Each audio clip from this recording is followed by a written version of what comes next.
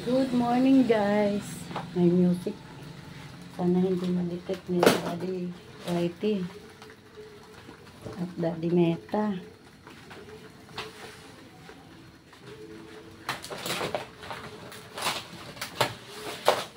Nagsusugba ako ng galunggong guys. At yung sa mister ko yan. Ako yung sa akin pinirito ko lang. May para yan sa tanghalian at hapunan. At ang almusal namin at itlog o chorizo, sibo na prito ko na. Hinati-hati ko lang yung chorizo na ba.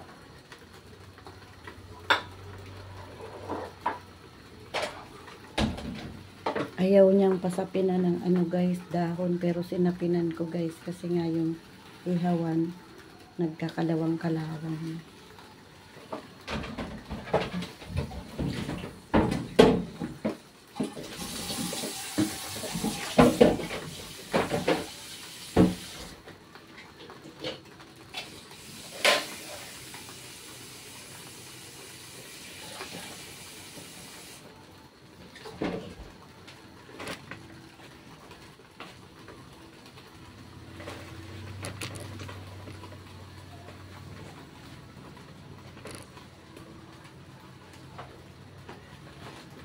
Tingnan na natin. Gusto ko sana minatamis na santol guys. Kaso lang, wala na akong time magluto.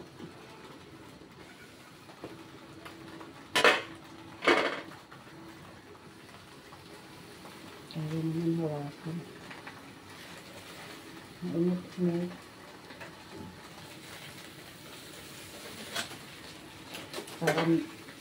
Parang in-steam lang guys, no?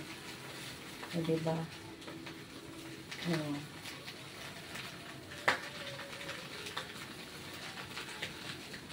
Oh, pwede pala ito guys. Dati naman na natin ginagawa yung iihaw na may sapi ng ano. Oh. Sayang yung akin na prito ko. Kaya mo na. Masarap din naman yung prito.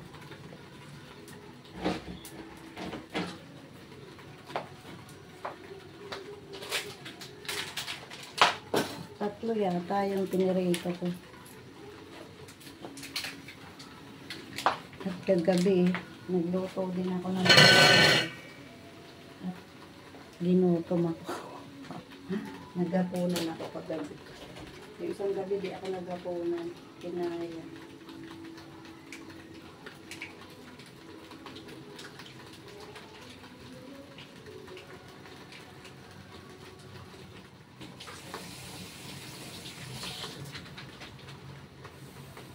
Malakas ang apoy niyan guys.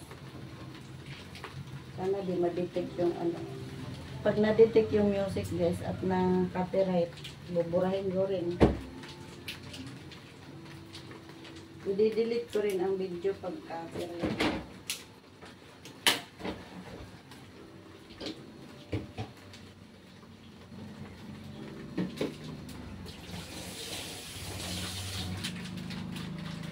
Nagsasalin ako ng Joy guys sa ano, lalagyan. Hindi ko ano ang yellow guys, mas gusto ko yung green. Hindi ko ito sponsor, pero laging Joy ang gamit namin guys.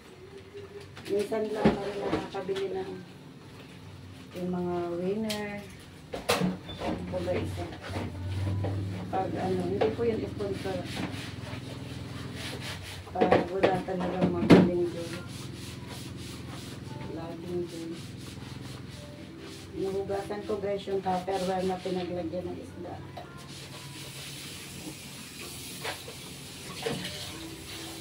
Dito rin natin yung nilagyan.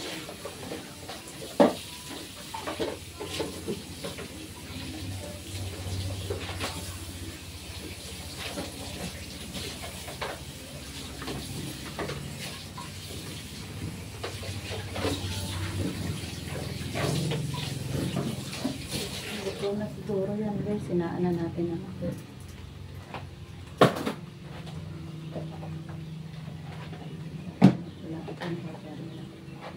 Wala, mahaba na. Ang bilis lang hanapon ng ano, isda. Tipid sa gas guys. Pag isda ang ulam natin. Yung mga tinola. Saka mga sugba-sugba gaya dito. Tipid sa ano, gas, tipid sa oras. Oo, katipid din sa mantika. Diba? Kaso lang, pagagalitan ako nito. At sinapinan ko nga. Ang gagalitin yan.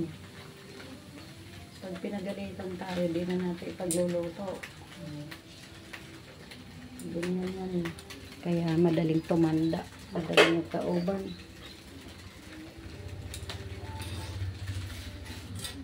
Dapat, hindi pinapagalitan yung mga taong pinagluluto na gani. Oh, luto na ito guys. Titingnan ko nga sa loob.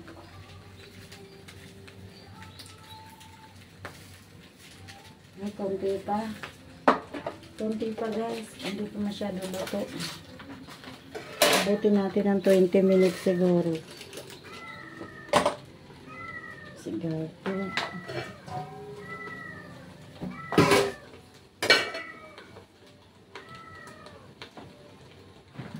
Madami na naman akong buto ng avocado guys. At itong santol na ang lalaki. May nanguhang mga bata dyan sa santol sa labas guys. Nanghingi ako. Ayun na. Ayun na. Yung santol doon. Ayun. Ayun. Ayun. Santol dyan sa labas. Yung santol dyan guys.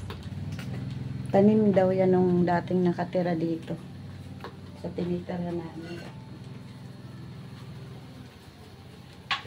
Pwede naman ito minatanisin din ang santol guys.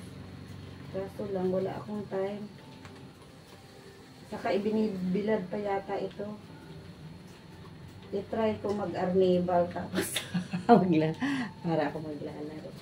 Mag-arnibal lang ako ng kalamay. Tapos ilalagay ko ito. Kung ano magiging result. Hindi ko na ipapakita sa inyo guys. Ngayon at antayin ko lang maluto yan.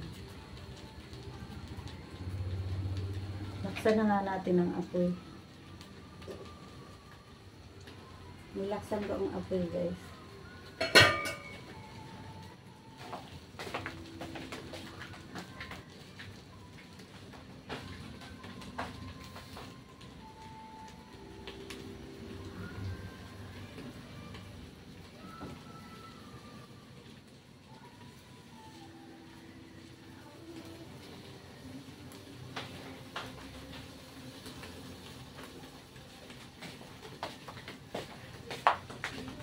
Mahaba ang video, i-post ko muna guys. Tapos balik ako mamaya pag hahanguin na. Balihon ko usog guys. Nakabalat na ako ng santol guys. Ang sarap ng santol. Maasim. Di masyado maasim. Yan na naman ang iti-flavor ko sa tubig ko ngayon. Yung buto ng santol. Lalagyan ko rin ng konting Himalayan salt guys. Ayan, medyo natusta na siya. Ayan, parang totoong sinugba. Diba guys? Tapos takpan natin ulit.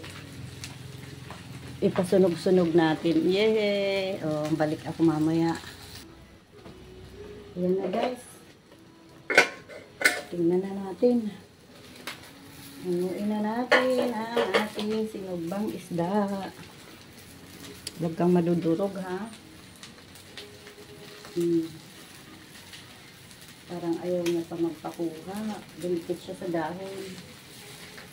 Yan, natutulog na siya guys. Ay, ang ganda na. Oh. Dito hindi oh. Dito siya natulog dyan. Banda. Mahina ang apoy sa gilid. Ilipat natin. Ayan, para ma-sunog-sunog siya. Kakain din ako nito, guys. Ay, yung pinirito mamaya ng gabi. Pero pangtanghalian namin yan at may ulam nga kami, chorizo at itlog na yun. Ayan. Thank you for watching, guys. Yan na lang. Hanggang dyan na lang. Salamat sa panonood. God bless sa ating lahat. Good morning, Philippines at sa tibuok kalibutan.